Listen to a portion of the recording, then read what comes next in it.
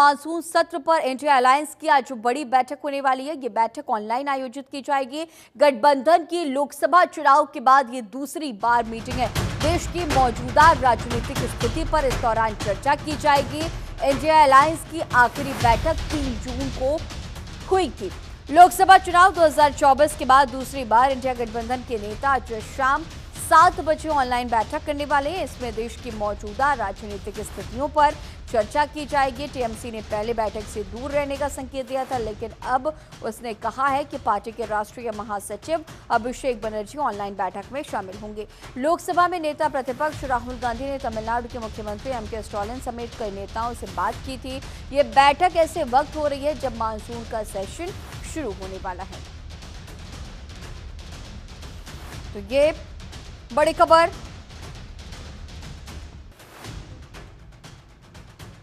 और इसी खबर पर और भी ज्यादा जानकारी के साथ हमारे सहयोगी नमित त्यागी हमारे साथ लाइव मौजूद हैं। नमित, आज इंडिया अलायंस की आज बड़ी बैठक होने वाली है, ऑनलाइन बैठक, और सबसे अहम बात यह है कि ये बैठक ऐसे वक्त में हो रही है जब सेशन शुरू होने वाला है। तमाम अहम मुद्दों को लेकर के विपक्षी दल के लीडर सरकार को घेरेंगे, लेकिन उसके पहले ये बड़ी रणनीति का हिस्सा ये बड़ी बैठक मानी जा सकती है। और भी क्या कुछ अहम अपडेट? देखिए, लोकसभा चुनाव के नतीजों के बाद इंडिया गठबंधन दूसरी बार बैठक ये कर रहा है। इससे पहले 30 जून को बैठक हुई थी, हालांकि उसमें कई विपक्षी दलों के नेता मौजूद नहीं थे, लेकिन आज शाम ये बैठक होनी है। हालांकि इससे पहले ये बैठक जो है वो फिजिकली तौर पर होनी थी मल्लिकार्जुन खड़गे के आवास पर, लेकिन कई पार्टियों के नेता दिल्ली में मौजूद नहीं थे, इसलिए इस बैठक को ऑनलाइन तरीके से करवाने का फैसला लिया गया। शाम को 7 बजे बैठक होनी है, क्योंकि सोमवार यानी कि 21 जुलाई से संसद का मानसून सत्र शुरू हो रहा है। इसलिए कांग्रेस पार्टी चाहती है कि इंडिया गठबंधन के सभी दल एक साथ मिलकर ये डिसाइड कर सके कि सरकार को किस किस मुद्दे पर घेरा जाएगा इस बार मानसून सत्र के दौरान। हालांकि शाम को 7 बजे ऑनलाइन तरीके से बैठक शुरू होगी, जिसमें आरजेडी की बात करें, समाजवादी पार्टी की बात करें, कांग्रेस की बात करें या फिर लेफ्ट दलों की बात करें। इसके अलावा हालांकि पहले, क्योंकि आज शनिवार को टीएमसी की एक बड़ी रैली जो है वो कोलकाता के अंदर होनी है, तो माना जा रहा था कि टीएमसी शायद इसमें हिस्सा ना ले, लेकिन अब सूत्र हमें जानकारी दे रहे हैं कि अभिषेक बनर्जी इस बैठक में ऑनलाइन तरीके से जुड़ सकते हैं। इसके साथ साथ जैसा मैंने पहले बताया कि समाजवादी पार्टी हो या फिर आरजेडी हो, बिहार में चुनाव होने वाला है, तो आरजेडी भी अपने मुद्दे रखेगी कि इस बार मानसून सत्र में किन किन मुद्दों को वो उठाएगी। इसके साथ साथ जैसा हमने पहले बताया था कि इस सत्र के दौरान विपक्षी दल एकजुट होकर ये डिसाइड करेंगे कि सरकार को किन मुद्दों पर घेरना है, क्या विपक्ष की रणनीति रहेगी, चाहे उसमें पहलगाम आतंकी हमले को लेकर जहां विपक्षी सवाल उठा रहे थे वो मुद्दा हो, या फिर जो भारत और पाकिस्तान के बीच में सीज फायर हुआ था उसको लेकर अमेरिकी राष्ट्रपति डोनाल्ड ट्रंप ने जो एक्स पर पोस्ट किया था कि उनकी मध्यस्थता से सीज फायर हुआ, उस मुद्दे पर भी विपक्षी जो है संसद के अंदर हंगामा कर सकते हैं। साथ ही साथ जो बिहार के अंदर वोटर रिवीजन लिस्ट रहा है वो एक बड़ा मुद्दा है, सुप्रीम कोर्ट के अंदर भी वो मुद्दा लगातार चल रहा है, उस मुद्दे को लेकर भी सरकार को घेरने की कोशिश रहेगी विपक्षी दलों की। नमित, जिस तरह से अब ये बड़ी बैठक होने वाली, आम आदमी पार्टी लोकसभा के चुनावों के दौरान इस बैठक का हिस्सा थी, लेकिन अब जिस तरह से हमने ये देखा कि आम आदमी पार्टी ने अपना स्टैंड क्लियर किया है कि अब वो इस बैठक का हिस्सा नहीं रह सकती, वो हिस्सा गठबंधन का हिस्सा लोकसभा चुनाव तक ही थे। अब ऐसे में जिस तरह से ये बड़ी बैठक होने वाली है, अगर आम आदमी पार्टी ने खुद को एक तरफ कर लिया, एक साइड कर लिया है, लेकिन फिर भी आज ये बड़ी बैठक होगी, इसका कितना इम्पैक्ट देखा जाएगा? देखिए, आम आदमी पार्टी के नेता संजय सिंह से कल ही हमारी बातचीत हुई थी। उनका ये कहना था कि जो इंडिया गठबंधन में उनकी भागीदारी थी, यानी कि उनकी हिस्सेदारी थी, वो केवल लोकसभा चुनाव तक थी। लोकसभा चुनाव के बाद हमने देखा कि जो बाईपोल हुए थे, यानी कि कई राज्यों के अंदर जो उपचुनाव हुए थे, चाहे उसमें पंजाब की लुधियाना वेस्ट की सीट की बात करें या फिर गुजरात के अंदर भी 2 सीटों पर चुनाव हुआ था, वहां पर आम आदमी पार्टी अकेले अपने दम पर चुनाव लड़ी थी और वहां पर 2 सीटों पर उसे जीत भी हासिल हुई थी, पंजाब के अंदर और गुजरात के अंदर। तो ऐसे में आम आदमी पार्टी के सीधे तौर पर यह कहना है कि जो उनका गठबंधन में हिस्सेदारी थी वो केवल लोकसभा चुनाव को लेकर थी। आने वाले जितने भी राज्यों के अंदर विधानसभा चुनाव होंगे वो वहां पर अकेले चुनाव लड़ेगी। बिहार के अंदर भी आम आदमी पार्टी ने अकेले चुनाव लड़ने का फैसला है। यही वजह है कि आम आदमी पार्टी आज होने वाली इंडिया अलायंस की इस बैठक में हिस्सा नहीं लेगी और आम आदमी पार्टी के अपने अलग मुद्दे हैं जो कल संजय सिंह ने भी हमारे कैमरे पर बताए थे, चाहे उसमें दिल्ली के अंदर बुलडोजर का मुद्दा हो, जो दिल्ली के अंदर झुग्गियों पर बुलडोजर चल रहा है, या फिर वोटर रिवीजन लिस्ट जो कि बिहार के अंदर एक बड़ा मुद्दा बना हुआ है। आम आदमी पार्टी भी उस मुद्दे को बिहार संसद के अंदर उठाएगी, लेकिन ये बात साफ है कि आम आदमी पार्टी आज इंडिया अलायंस की बैठक में हिस्सा नहीं लेगी। ठीक है, आज होने वाले इस बड़ी बैठक पर नजर बनाए रखिएगा। फिलहाल तमाम जानकारियों के साथ बने रहने के लिए आपका बहुत शुक्रिया। चलिए अब आगे बढ़ेंगे, जहां छांगुर पर ईडी का शिकंजा लगातार देखा जा रहा है। 40 करोड़ रुपए की संपत्ति जब्त की गई है। छांगुर और उसके बेटे का घर प्रॉपर्टी में शामिल ये सारी संपत्तियां अब जब्त की जा रही हैं। नवीन और नसरीन की प्रॉपर्टी भी शामिल है। लखनऊ में राजेश अध्याय के घर पर भी छापेमारी की गई है। पत्नी के नाम पर जमीन खरीदने का खुलासा हुआ है। मुंबई में शहजाद के बांद्रा माहिम के फ्लैट पर भी छापेमारी हुई है। शहजाद शेख के घर से आपत्तिजनक दस्तावेज मिले हैं। जमालुद्दीन के खाते से शहजाद के खाते में 1 करोड़ 20 लाख रुपए ट्रांसफर किए गए थे और छापेमारी में ये रकम मिली है। संपत्तियां 2 से 3 हफ्ते में अटैच की जानी है। तो छांगुर को लेकर के परत दर परत तमाम खुलासे तो हो ही रहे हैं, लेकिन इन सब के बीच जांच एजेंसियां लगातार उस पर शिकंजा कसती हुई नजर आ रही हैं। ईडी की ये रेड और अब प्रॉपर्टी जब्त की जा रही है। और इसी खबर पर और भी ज्यादा जानकारी के साथ हमारे सहयोगी अवनीश कुमार हमारे साथ लाइव मौजूद हैं। अवनीश, लगातार छांगुर को लेकर के परत दर परत तमाम खुलासे हो रहे हैं और इन सब के बीच जो जांच एजेंसियां हैं अब वो उस पर और भी ज्यादा शिकंजा कसने के लिए और भी मजबूती से काम कर रही है। और इन सब के बीच अब ये ईडी की ये बड़ी कार्रवाई के तौर पर माने संपत्तियां जब्त की जा रही है छांगुर की। और भी क्या कुछ अहम अपडेट? जी बिल्कुल, देखिए जमालुद्दीन उर्फ छांगुर इसका एक बड़ा नेटवर्क है और इस नेटवर्क में विदेशी फंडिंग कितना हुआ उसकी जांच तेज कर दी गई है। अगर ईडी की बात करें तो ईडी ने मुंबई और बलरामपुर में लगातार छापेमारी की। इस छापेमारी में करीब 22 ऐसे खातों की पड़ताल की गई है जिसमें विदेशी फंडिंग होती है। उसमें 66 करोड़ रुपए से ज्यादा का जो विदेशी फंडिंग है उसके जो पुख्ता सबूत मिलने के संकेत मिले हैं। इसी क्रम में जब इसको खंगाला गया, जब तमाम दस्तावेज खंगाले गए, तब पता चला कि बड़ी मात्रा में जो संपत्तियां हैं उसकी खरीद की गई है और यह खरीद नवीन रोहरा और नीतू रोहरा के नाम पे की गई है और इसमें छांगुर पूरी तरह शामिल है। उस दस्तावेज की पड़ताल की जा रही है कि किस्मत से पैसा आया, किसको आया, किससे खरीदी गई, उसका जो अकाउंट है उस अकाउंट का पूरे डिटेल क्या है। और इसी क्रम में एक बुटीक है जहां से दस्तावेज मिले, उस बुटीक को फिलहाल सील कर दिया गया है। वहां पे अभी पड़ताल जारी है और इस दस्तावेज को पूरी तरह खंगाला जा रहा है, क्योंकि यह भी कहा जा रहा है कि छांगुर के एक सहयोगी है जिसके मोबाइल में जो क्रोएशियाई मुद्रा होता है उसका जिक्र किया गया है और उसकी अब पड़ताल की जा रही है कि ये जो पैसा है वो पैसा कहां से आ रहा है, किस नेटवर्क से आ रहा है, किन किन देशों से आ रहा है और उसका इस्तेमाल कैसे किया जा रहा है। इसी क्रम में पड़ताल के दौरान ये भी तथ्य निकलकर सामने आया कि मुंबई में भी कई ऐसी प्रॉपर्टी है जिसको नवीन रोहरा और नीतू रोहरा ने खरीदा है, जिसका इस्तेमाल किया जा रहा था। और वहीं पे एक कॉम्प्लेक्स है, वहां के एक बिल्डर है, उससे भी संपर्क साधा गया है। तो उस कॉम्प्लेक्स को लेकर भी जानकारी हासिल की जा रही है। जो वहां का व्यवसायी है जो छांगुर के संपर्क में था उसकी भी कुंडली खंगाली जा रही है। यानी पूरी तरह एक तरह कहा जाए तो जो आरोप लगे थे, जिस तरीके से एटीएस ने 7 दिन का रिमांड लिया, उससे पूछताछ की, बलरामपुर ले गए, उसके बाद तमाम पहलुओं पर जो बातचीत हुई है, तमाम दस्तावेजों पे पूछताछ हुई है, उसके नेटवर्क पे पूछताछ हुई, आजमगढ़ में गिरफ्तारी भी एक सहयोगी की हुई है। तो इस क्रम में पूरी कड़ियां जो है वो जोड़ा जा रहा है। इन कड़ियों को जोड़कर ये देखा जा रहा है कि किन किन देशों से पैसा आ रहा है, अभी तक कितने इन लोगों का धर्मांतरण करवा दिया है, उसके बाद ही इसका नेटवर्क और कितना फैला हुआ है। कहा तो यह भी जा रहा है कि कई ऐसे लोग हैं जो सफेद पोश हैं, वो अब जो है जांच के जद में आ सकते हैं, उनका भी छांगुर से नेटवर्क निकलकर सामने आ रहा है। तो ये पूरी तरह जांच का विषय है और इसी जांच को लेकर एटीएस और ईडी जो है आगे बढ़ती हुई दिखाई दे रही है। अवनीश, इसके साथ लगातार हमने ये भी देखा, तमाम जानकारियां जो सामने आई थी, पीड़िताओं ने प्रेस कॉन्फ्रेंस की थी और अपने प्रेस कॉन्फ्रेंस के जरिए पीड़िताओं ने ये कहा था कि ये तो सरगना है और सरगना को अभी पकड़ा गया और लगातार इसका जो गैंग है बहुत ज्यादा लोग इसमें एक्टिव है, न सिर्फ भारत में बल्कि आसपास के सटे तमाम देशों में।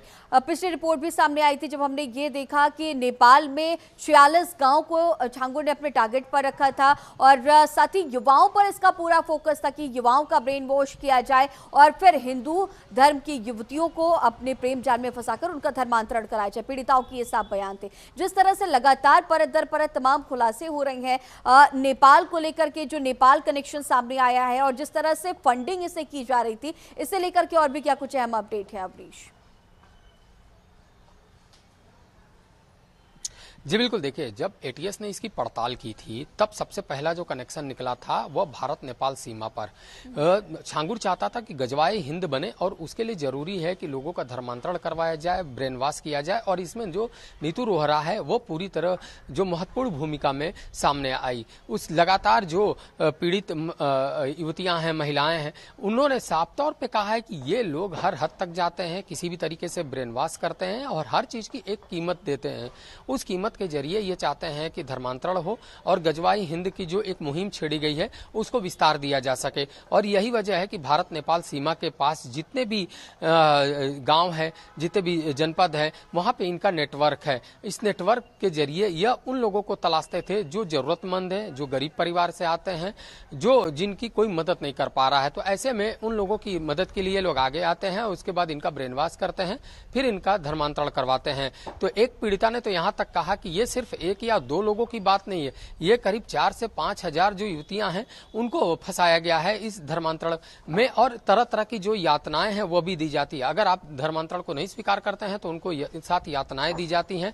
और पूरा जो कनेक्शन है उस कनेक्शन के बारे में भी पीड़िताओं ने बताया कि कैसे लोगों को बरगलाते हैं, ये कैसे लोगों को मदद करते हैं और कैसे एक जो अमाउंट है उस अमाउंट को भी फिक्स किया गया है, यहां तक कि किस जाति को कितना अमाउंट देना है उसको फिक्स किया गया है। और यही वजह है कि जब इसका खुलासा हुआ तो एटीएस ने इसमें तेजी दिखाई और तेजी दिखाने के साथ ही गिरफ्तारी हुई। गिरफ्तारी के बाद 7 दिन का रिमांड लिया। 7 दिन के रिमांड के दौरान पूछताछ की गई, तमाम दस्तावेज जो हैं उनको बरामद किया गया और यही वजह है कि कड़ी दर कड़ी जुड़ती चली गई और एक के बाद एक नेटवर्क में जो लोग शामिल हैं उनका खुलासा होता हुआ नजर आ रहा है। अगर कहा जाए तो छांगुर का जो एक बेहद ही करीबी आजमगढ़ में धर्मांतरण के काम में जुड़ा हुआ था उसको भी गिरफ्तार कर लिया गया, उससे पूछताछ की जा रही है। जो विदेशी फंडिंग है उस विदेशी फंडिंग का क्या इस्तेमाल किया गया अब तक और कितने लोगों का धर्मांतरण करवाया गया और कितने लोग इनके संपर्क में हैं, उनके बारे में भी जानकारी हासिल करके पूछताछ की जा रही है।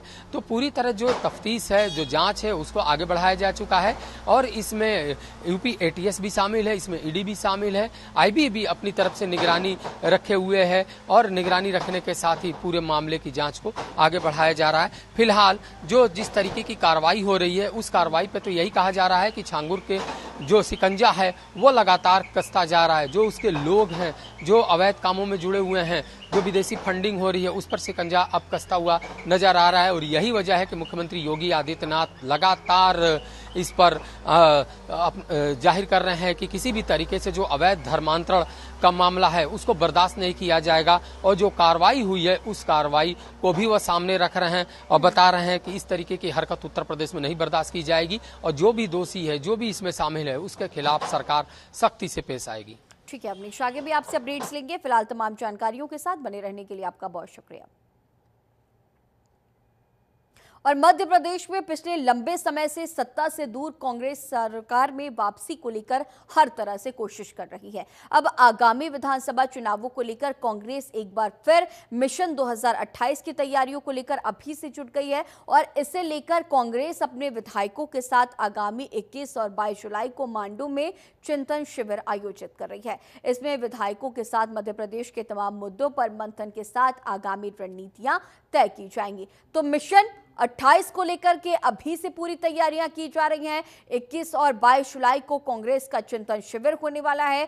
कांग्रेस के सीनियर लीडर्स जाएंगे, इसके साथ ही मध्य प्रदेश के तमाम विधायकों की मौजूदगी, सीनियर लीडर्स मौजूद रहेंगे और ये बड़ी बैठक की जा रही है। तो अभी से किस तरह से रणनीतियां बनानी है, सरकार को किन किन मुद्दों पर घेरना है, ये सभी रणनीतियां इस बड़ी बैठक के दौरान तय की जानी है। तो ये चिंतन शिविर आयोजित किया जा रहा है मांडू में। 21 और 22 जुलाई को कांग्रेस का ये चिंतन शिविर आयोजित किया जा रहा है। तो कांग्रेस जो कि लंबे वक्त से सत्ता से दूर है, अब पूरी कोशिश में जुटी है, पूरी कवायद है कि एक बार फिर से वो सत्ता में वापस लौटे। आपको बता दें कि 17 महीने कांग्रेस की सरकार रही, कमलनाथ रहे सत्ता में, लेकिन फिर से शिवराज सिंह चौहान ने कमान संभाली और फिर 2023 में चुनाव जीतने के बाद डॉक्टर मोहन यादव, सत्ता की चाबी उनके हाथ में है। ये ट्रेनिंग प्रोग्राम नहीं है क्योंकि सब विधायक नेता है और कांग्रेस पार्टी 2028 के मिशन को लेकर 9 संकल्प शिविर हमने किया है और संकल्प लेंगे सब विधायक मिलके पार्टी के नेता मिलकर कि किस प्रकार से मध्य प्रदेश के अंदर कांग्रेस की सरकार बने। जिस प्रकार से सरकार फैल रही भारतीय जनता पार्टी की, युवाओं को नौकरियां नहीं दे पा रही, पिछड़ों को आरक्षण नहीं दे पा रही, आदिवासी, दलित, अन्य और जो जंगल की ज़मीन पर कई सालों से उन पे सरकार को अधिकार नहीं देना चाहती, उद्योगपतियों को जो सुविधाएं मिलना चाहिए वो नहीं। तो सिर्फ भारतीय जनता पार्टी अपनी ब्रांडिंग करती है, लेकिन जिनके विश्वास से, उम्मीद से सरकार बनाई है, प्रदेश के लोग भारतीय जनता पार्टी से इस बात को लेके दुखी है। इन्हीं सब बातों को लेके और भी कई ऐसे मुद्दे हैं, विषय है जिस पे कांग्रेस पार्टी को मंथन और चिंतन करना चाहिए। एक रणनीतिक रूप से किस प्रकार से विधायकों के साथ समूह चर्चा के माध्यम से जो हमारे नेता आ रहे हैं दिल्ली से, चाहे हरीश चौधरी जी हो, चाहे अजय माकन जी हो, सुप्रिया सिनेज जी हो, चाहे डिजिटल मीडिया, किस प्रकार से झूठे प्रचार किए जाते हैं भारतीय जनता पार्टी, उसके खिलाफ कैसे हम लोग एक रणनीति बनाएं, कैसे विधायक मजबूती के साथ विधानसभा में सरकार के झूठे वादों को घेरे, इन सभी को लेके एक रणनीतिक प्रोग्राम है। और मैं समझता हूं कि ये 2028 में ये नव संकल्प शिविर कांग्रेस का एक मील का पत्थर साबित होगा। ये ट्रेनिंग प्रोग्राम नहीं है। खबर पर और भी ज्यादा जानकारी के साथ भोपाल से हमारे ब्यूरो चीफ गौरव शर्मा हमारे साथ लाइव मौजूद हैं। गौरव, कांग्रेस अब चिंतन शिविर आयोजित कर रही है। 2023 में बड़ी हार का सामना करना पड़ा कांग्रेस को और अब मिशन 2028 की पूरी तरह से तैयारियां। लेकिन जिस तरह से हमने देखा 17 महीने जब कांग्रेस की सरकार रही, कमलनाथ जब सत्ता में रहे, लेकिन फिर अचानक से सत्ता पलट हुआ, सिंधिया बीजेपी में शामिल हुए और फिर से एक बार सत्ता की कमान शिवराज सिंह चौहान के हाथों में आई और उस वक्त भी स्थितियां ज्यादा बेहतर नहीं थी और 2023 का चुनाव हुआ और भी ज्यादा खराब स्थितियां नजर आई कांग्रेस की। और अब मिशन 2028 की तैयारियां अभी से, जबकि पिछले साल ही चुनाव हुए थे। कितना असर देखा जाएगा मध्य प्रदेश में? बिल्कुल गरिमा, मध्य प्रदेश कांग्रेस पर हमेशा से जो है अंदरूनी कलह और आपसी गुटबाजी के आरोप लगते रहे हैं। कांग्रेस पार्टी में जब टिकट बंटवारे की बारी आती है तो नेता जो है सिर्फ टव्वल करते हैं। मध्य प्रदेश के नेता चुनावी समय में करीब 2 महीने दिल्ली के दौरे करते हैं, वहां बड़े बड़े नेताओं की गणेश परिक्रमा करते हैं, टिकट पाने के लिए वहां होटलों में पड़े रहते हैं। और यही वजह रही कि मध्य प्रदेश में जब चुनावी समय होता है, बीजेपी के जो नेता होते हैं, कार्यकर्ता होते हैं, वो जमीन पर काम करते हैं और वो जो है दिल्ली दरबार के चक्कर नहीं काटते हैं। ये बेसिक फर्क कांग्रेस पार्टी और बीजेपी के संगठन में है। कांग्रेस पार्टी मध्य प्रदेश के धार जिले के मांडवगढ़ में, जिसे मांडू कहते हैं, वहां पर 21 और 22 जुलाई 2 दिन का नव चिंतन शिविर जो है लगा रही है। मध्य प्रदेश कांग्रेस के तमाम विधायक, सांसद उसमें शामिल होंगे, प्रदेश के पदाधिकारी शामिल होंगे। इसके अलावा दिल्ली से कई राष्ट्रीय पदाधिकारी उस शिविर में शामिल होंगे। वो कांग्रेस पार्टी के नेताओं को, विधायकों को ये बताएंगे कि किस तरह से केंद्र सरकार की योजनाएं हो, चाहे राज्य सरकार की योजनाएं हो, किस तरीके से सरकार को घेरना है, कैसे मुद्दों को उठाया जाए, कैसे मीडिया में बयानबाजी की जाए, सोशल मीडिया पर चाहे फेसबुक हो, चाहे वो इंस्टाग्राम हो, चाहे एक्स हो, किस तरीके के बयान आपको पोस्ट करने हैं जिससे आपके यानी नेता की और पार्टी की छवि धूमिल ना हो। तो इस तरीके के तमाम चिंतन शिविर में जो है तमाम तरीके की बातें की जाएंगी। बड़े बड़े नेता जो है उसमें उद्बोधन देंगे। तो कुल मिलाकर दूसरी तरफ जहां मुख्यमंत्री निवेश को लेकर अभी विदेश में हैं, वो लगातार रोजगार के अवसर बढ़ाने के प्रयास कर रहे हैं।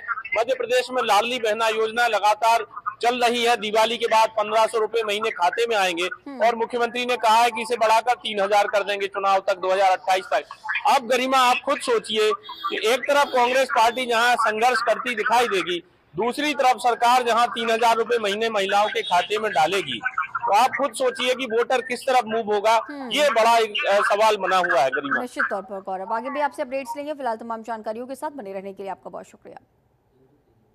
चलिए अब आगे बढ़ते हैं, जहां 4 महीने जांच के बाद चैतन्य को अरेस्ट किया गया है। 5 दिन की रिमांड पर चैतन्य बघेल है। ईडी के एक्शन के बाद कांग्रेस ने बड़ी बैठक बुलाई है। सभी जिलों में प्रदर्शन की तैयारियां हैं। भूपेश बघेल के बेटे चैतन्य बघेल को भिलाई से ईडी ने गिरफ्तार किया। इसके विरोध में रणनीति बनाने कांग्रेस ने राजीव भवन में आज बड़ी बैठक बुलाई है। दोपहर 12 बजे प्रदेश कांग्रेस के नेता और विधायक मंथन करेंगे। बैठक में पीसीसी चीफ दीपक बैज, नेता प्रतिपक्ष चरणदास महंत, पूर्व सीएम भूपेश बघेल सहित कई वरिष्ठ कांग्रेसी मौजूद रहने वाले हैं। वहीं प्रेस कॉन्फ्रेंस के बाद सभी जिलों में पुतला दहन भी किया जाएगा। तो ये बड़ी जानकारी। 5 दिन के रिमांड पर चैतन्य बघेल हैं। ईडी के एक्शन के बाद कांग्रेस ने यह बड़ी बैठक बुलाई है। सभी जिलों में प्रदर्शन की पूरी तैयारियां हैं।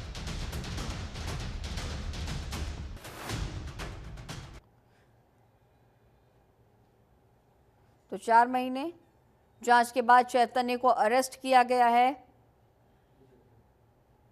5 दिन के रिमांड पर चैतन्य बघेल है। भूपेश बघेल के बेटे चैतन्य को भिलाई से गिरफ्तार किया गया। अब छत्तीसगढ़ का शराब घोटाला क्या है आपको बताते हैं। 2019 में सरकारी ठेकों पर देशी शराब की सप्लाई का कॉन्ट्रैक्ट हुआ। 3,880 रुपए प्रति पेटी के हिसाब से यहां पर शराब बेची गई। 3 साल तक शराब की पेटियों का हेरफेर होता रहा। 40 लाख पेटियों का कोई भी हिसाब नहीं है। वही 3 साल तक शराब घोटाले का यह गंदा खेल चलता रहा। छत्तीसगढ़ सरकार को 2,161 करोड़ रुपए का नुकसान पहुंचा। अब शराब घोटाला कैसे हुआ आपको यह भी बताएंगे। शराब विक्रेता, मंत्रियों और अधिकारियों के इसमें मिली भगत सामने आई है। सरकारी ठेकों की शराब को अवैध तरीके से बेचा गया। शराब को स्कैनिंग से बचाने के लिए डुप्लीकेट होलोग्राम लगाए गए। 2018 में CSMCL का प्रबंधन बदला गया। 2019 से 22 में नकली होलोग्राम लगाकर घोटाला किया गया। होलोग्राम का टेंडर कारोबारी विधु गुप्ता ने खोले राज। CSMCL के MD का भी आरोपियों में नाम शामिल है। और इसी खबर पर और भी ज्यादा जानकारी के साथ हमारी सहयोगी तजीन हमारे साथ लाइव मौजूद है। तजीन, चैतन्य की अब गिरफ्तारी हो गई। 4 महीने इसके पहले भी हमने देखा था ईडी की टीम पहुंची थी और 4 महीने की लंबी जांच के बाद अब चैतन्य की गिरफ्तारी। अब तमाम परत दर परत तमाम खुलासे होंगे और भी क्या कुछ अहम अपडेट। आपको बता दें कि जिस तरीके से कल चैतन्य बघेल जो कि पूर्व मुख्यमंत्री भूपेश बघेल के बेटे हैं और उनकी गिरफ्तारी की गई। दोपहर 3 बजे जो है कोर्ट ने 5 दिनों की रिमांड जो है वो ईडी को दे दी और उसके बाद से ही आपको बता दें कि छत्तीसगढ़ की सियासत जो है वो गर्मा गई। भूपेश बघेल सहित जितने भी विपक्ष के कार्यकर्ता हो, नेता हो, विधायक है, सभी जो है वो ईडी को लेकर जो है वो आक्रोशित नजर आए। सभी ने ईडी और कार्यालय के सामने जो है वो धरना प्रदर्शन दिया। वहां पे पुतला दहन भी किया। कोर्ट के सामने भी जो है बहुत सारे कार्यकर्ताओं की भीड़ जो है वो मौजूद रही और कहीं ना कहीं जो पूर्व मुख्यमंत्री भूपेश बघेल के भिलाई निवास में जहां ईडी की टीम आई थी, छापेमारी उन्होंने की और वहां पर भी जो है काफी सैकड़ों की संख्या में जो भीड़ है वो मौजूद रही। और ऐसे में आपको बता दें कि आज जो है पूर्व मुख्यमंत्री भूपेश बघेल, नेता प्रतिपक्ष और तमाम ऐसे जो विपक्ष के नेता, विधायक है, मंत्री है, वो सभी जो है आज प्रेस कॉन्फ्रेंस लेने वाले हैं और आगे की जो रणनीति है, चाहे वो ईडी को लेकर हो या सरकार को लेकर हो, उसके खिलाफ रणनीति तैयार करने की सोच रहे हैं। और कहीं ना कहीं आंदोलन जो है वो किया जाएगा, पूरे राज्य भर में आंदोलन किया जाएगा ईडी को लेकर। और लेकिन आपको बता दें कि माधुरी, जिस तरीके से देखा गया है कि इससे पहले भी चैतन्य बघेल से पूछताछ जो है वो की गई थी और जो पूर्व मुख्यमंत्री भूपेश बघेल के जो भी करीबी थे उनके यहाँ पर भी छापेमारी की गई थी। और ऐसे में जो भी इलेक्ट्रॉनिक डिवाइसेस मिले थे, इलेक्ट्रॉनिक एविडेंस मिले थे, तो उसके बाद जो है कहीं ना कहीं 2-3 महीने के बाद जो और भी ज्यादा उस पे जांच कार्यवाही करने के बाद जो है फिर से ईडी का ये छापा पड़ा है। और कहीं ना कहीं कहा जा रहा है कि जिस तरीके से चैतन्य बघेल को फिर चाहे हवाले के पैसे को दूसरे राज्य में इन्वेस्ट कराने की बात हो, या फिर कोल स्कैम को लेकर हो, या फिर लिकर स्कैम को लेकर हो, या फिर अभी गिरफ्तारी हुई है और भी तमाम लोगों के नाम भी शामिल हो सकते हैं। आगे भी आपसे अपडेट्स लेंगे तजीन। फिलहाल तमाम जानकारियों के साथ बने रहने के लिए आपका बहुत शुक्रिया। चलिए अब आगे बढ़ेंगे, जहां महिला आर्थिक सशक्तिकरण की मिसाल बनी है। योगी सरकार में सशक्तिकरण की मिसाल बनी है। WEE सूचकांक में लखनऊ, वाराणसी शीर्ष पर है। गौतम बुद्ध नगर और प्रयागराज भी शीर्ष पर है। जिलों में तेजी से बढ़ रही है महिलाओं की भागीदारी। तकनीकी, व्यावसायिक शिक्षा में महिलाओं की भागीदारी तेजी से बढ़ रही है। तो महिलाएं अब मिसाल बन रही है आर्थिक सशक्तिकरण की मिसाल। महिलाएं अब लगातार हर सेक्टर्स की बात करें तो बनती हुई नजर आ रही है। योगी सरकार में सशक्तिकरण, महिला सशक्तिकरण पर विशेष फोकस भी किया गया है। हमने पहले भी देखा और अब WEE सूचकांक में लखनऊ शीर्ष पर है। गौतम बुद्ध नगर और प्रयागराज भी यहां पर शीर्ष पर है। जिलों में तेजी से महिलाओं की भागीदारी बढ़ रही है, चाहे वो कोई भी सेक्टर हो, तकनीकी हो, व्यावसायिक हो, शिक्षा हो, हर क्षेत्र में महिलाएं अहम भूमिका निभा रही हैं।